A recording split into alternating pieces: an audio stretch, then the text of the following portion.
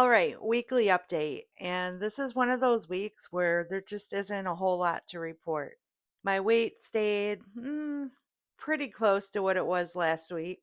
So I thought about instead of just talking about the numbers again, I'd show you some of the stuff that I've been doing lately that I don't usually put in my videos.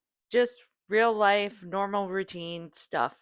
Welcome to Slow and Steady with Andy. I'm Andy. If this is your first time here, I started Mounjaro in June of 2025.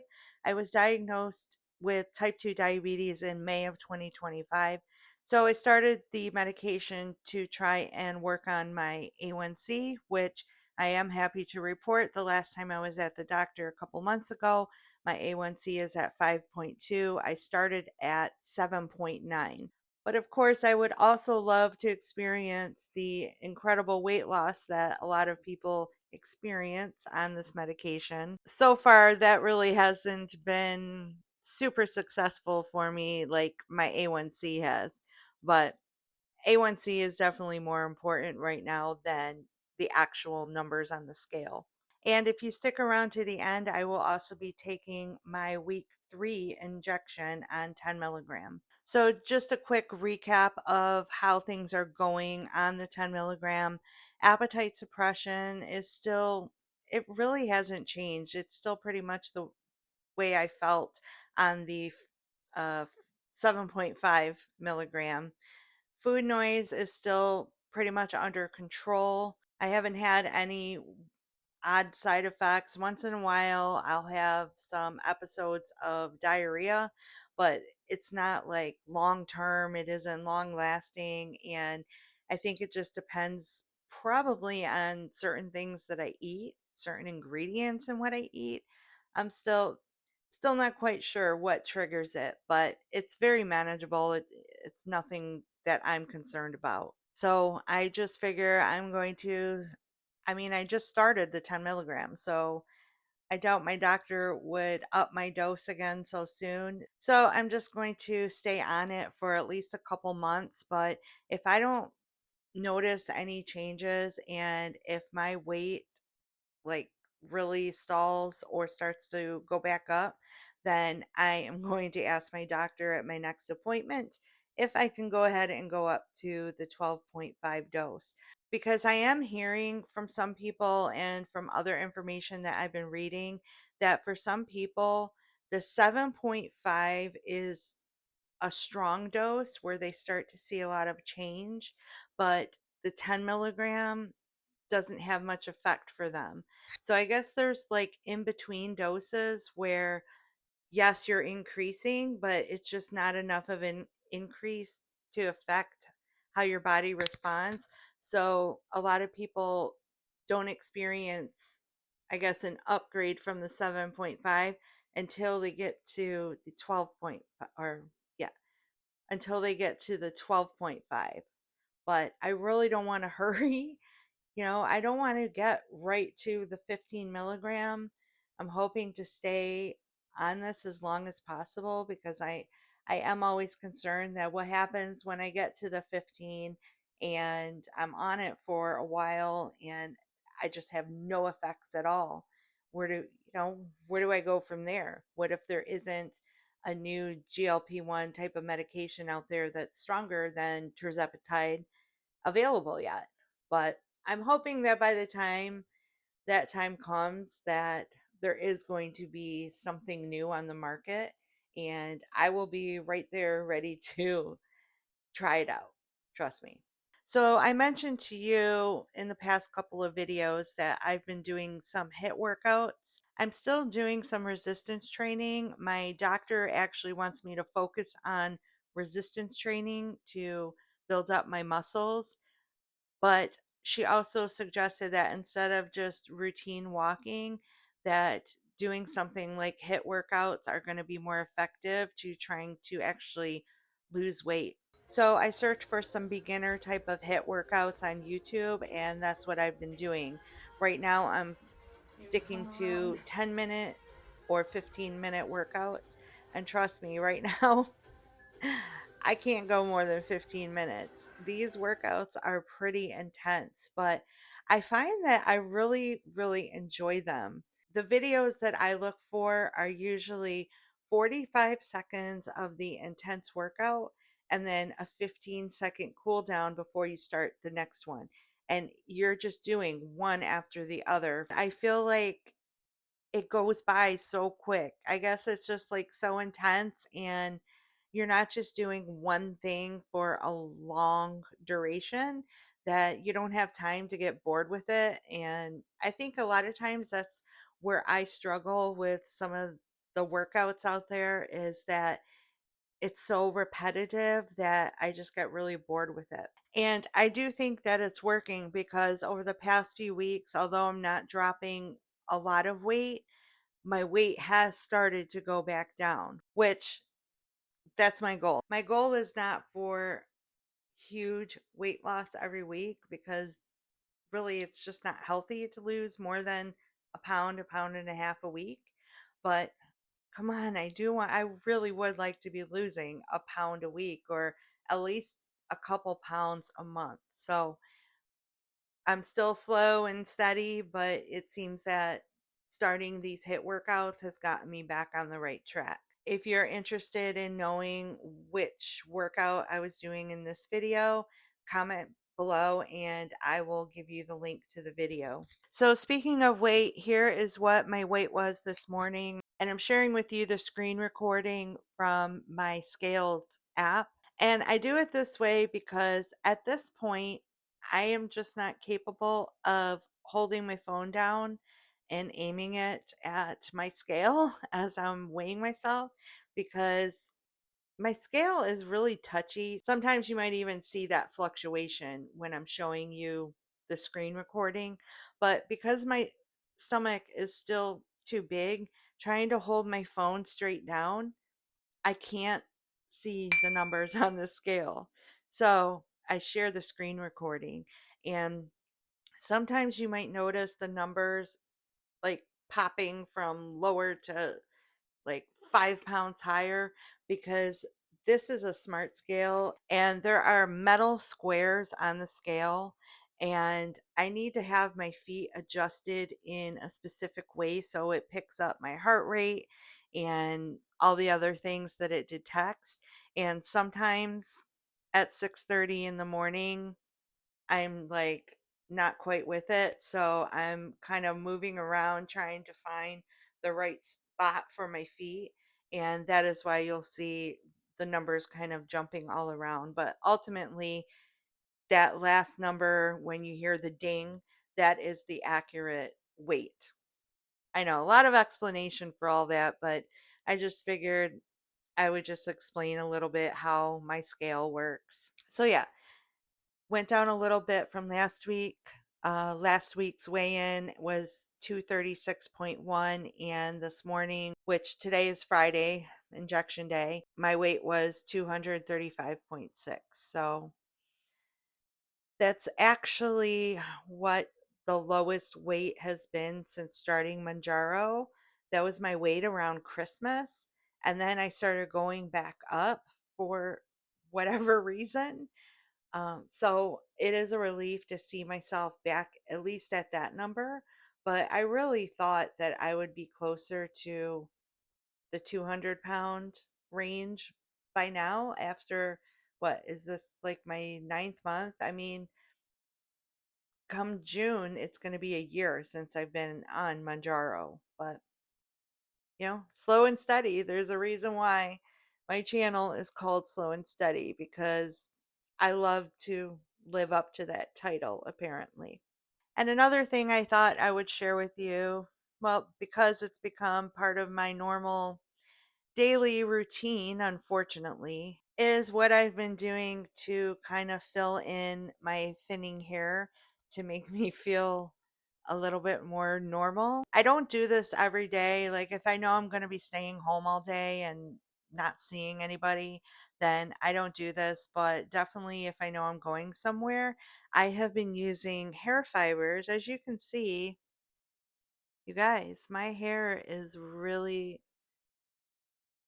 thinning, and I am very disturbed by it. Um, I don't necessarily think it's just the Manjaro. For me, I don't have like clumps of hair falling out. Even when I brush my hair, I feel like I'm losing the same amount of hair when I brush my hair that I always have. But what I think the problem is for that natural shedding that happens, for whatever reason, that hair is not growing back. I'm going to be meeting with my nutritionist actually in a few weeks. And at this appointment coming up, she's going to be doing some evaluation of my scalp.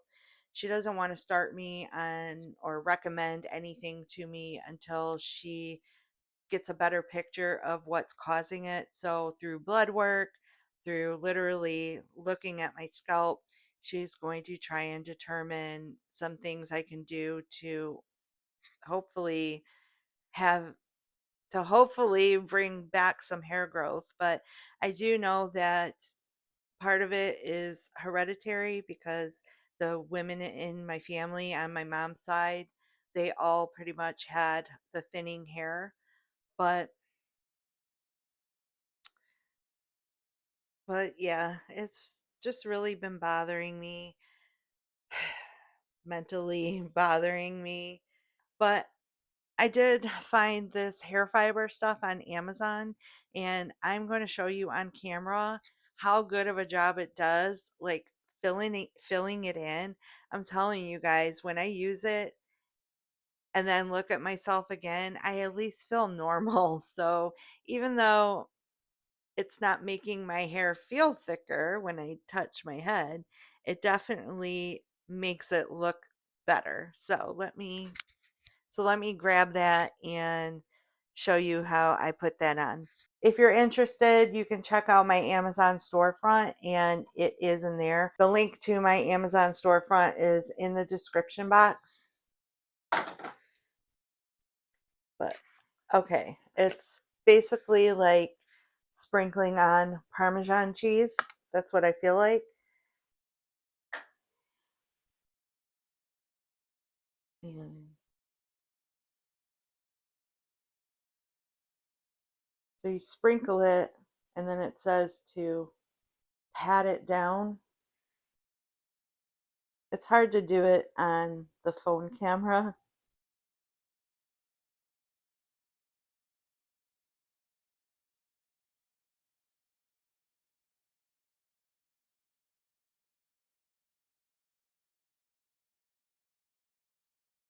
And I'm just going to do it on the front part. Usually I go back here and sprinkle it in, and I'll do a little bit on the sides, but I think you get the picture. But as you can see, you know, it really filled in that spot. So it's not really expensive. I think this container, which is 1.97 ounces, I think it was around $25. And I use it quite a bit. And it's probably about that full still. So I think it's totally worth it, even though it's not doing anything to help bring my hair growth back. Um, it makes me mentally feel a little more normal. So if you do end up trying it, you've got to let me know. Come back and leave me a comment and let me know how you like it. It comes in a ton of different colors, so you can try and match it pretty closely to whatever your hair color is. So before I take my fifth injection, and I think I said earlier in the video that I was taking my third injection or fourth injection, don't mind me, I have menopause brain. This is actually going to be my fifth injection of the 10 milligram. So before I do that, I'm just going to give you a little bit of an update. My husband, he's been on a semaglutide GLP-1 compound that we get through Piper, and he had skipped a week of it because his doctor wanted to see if that was what was causing his fluid retention. But ultimately, we don't think that that has anything to do with it. So last week, he took his first dose of the zero point 0.5 milligram. I think it's 0.5 milligram or 2 milligram. I don't know, the Wegovy, Ozempic type of compounds, the way they are dosed is different than the tirzepatide. So I'm pretty sure he started at 0.25 and now he's at zero point 0.5. Anyways, last week he took his first dose increase. So he's going to be taking week 2 of his injection, and he's doing pretty good. He's not having any side effects that are bothering him or that we noticed. He hasn't had any weight loss yet. He's pretty much just stayed at the same weight. But again, this is only week 2 on the increased dose. The first 4 weeks of any of these medications is just like the starter dose, getting our bodies used to being on the medication. But hopefully, we start to notice a difference kicking in. So I just wanted to give you that little bit of update. And now I'm actually going to have him help me. I want to take my injection in my thigh this week.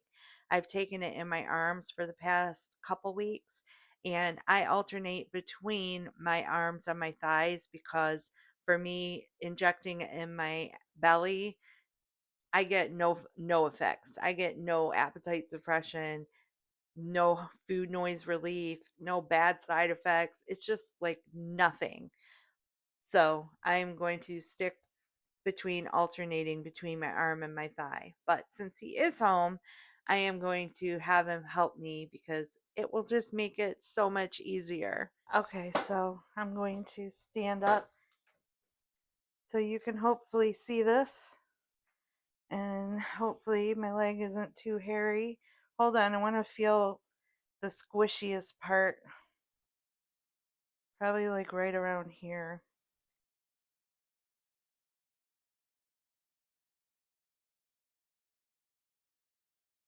And if you've never injected in your thigh or your arm, I'm not gonna lie, it hurts. When I inject in my belly, I don't feel anything, but it only lasts for 2 seconds. And for me, it's worth it because I get more effect. 1, 2, 3. Ooh. Oh, thank you. All right, so week 5 is running through my system, and hopefully, I just needed to be on the 10 milligram for 4 weeks to feel a big boost. I really would like to feel, I don't know, I don't know what I would like to feel. I really don't. I think what I would like to feel is just my body getting smaller. That is what I would like to feel. Sometimes these updates are exciting or more interesting. Sometimes they're just normal life. And this week was definitely just a normal life week. But I'm still here doing the work, and we're just going to keep going slow and steady. See you next week. Bye. Some things are not the same as they were a year ago, but all will be okay. I move on each and every day. The past is where it stays, way back a year ago. I've changed for the better this time. I thought I would never be fine. I strive just to say I'm alright, and for the first time in a long time I'm alright. I've seen a lot of change, been through a lot of pain. Some things are not the same as they were a year ago, but all will be okay. I move on each and every day. The past is where it stays, way back a year ago.